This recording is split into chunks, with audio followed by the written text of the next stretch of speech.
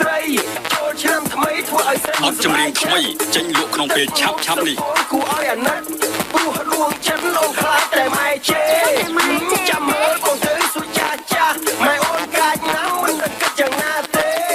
ក៏បែកចំថ្ងៃចូលឆ្នាំខ្មែរធ្វើឲ្យមាសមេមិនហ៊ានចូលមករំបងថយចិត្តពេលឃើញអូនយំតើឲ្យខ្ញុំធ្វើមិនទៅ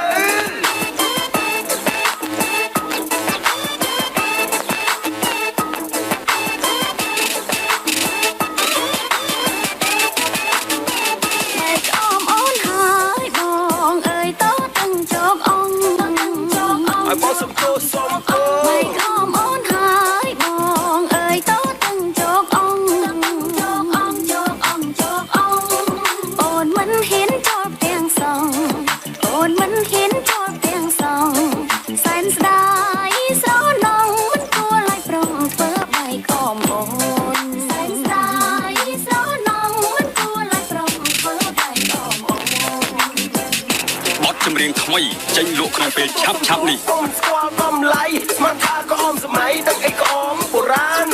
ក្អមនេះមិនអាចទិញដូរបានស្រស់កល្យានអូនទៅជួបម៉ែជួបម៉ែណាចង់ណាស្រស់មានស្នេហ៍អូននឹងប្រាប់ម៉ែឲ្យចូលដណ្ដឹងអូនជុំទៅជុំកុំមុខសពោន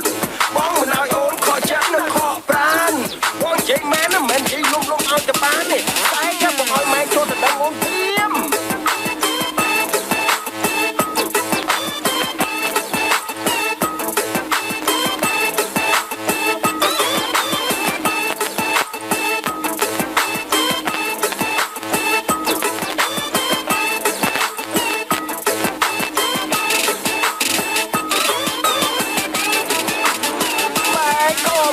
ហើយអូនហើយឲ្យបងសុំទោស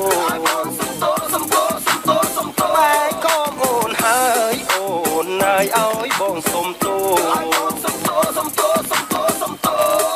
អូនមិនហ៊ានចោលទាំងសងអូនមិនហ៊ានចោលទាំងសងសែនស្ដាយស្រណងមិនគួរឡើយប្រងធ្វើបែកអមអូនសែនស្ដាយស្រណងមិនគួរឡើយប្រងធ្វើបែកបងសុំទោសបែកកុំអូនហើយអូនហើយឲ្យបងសុំទោស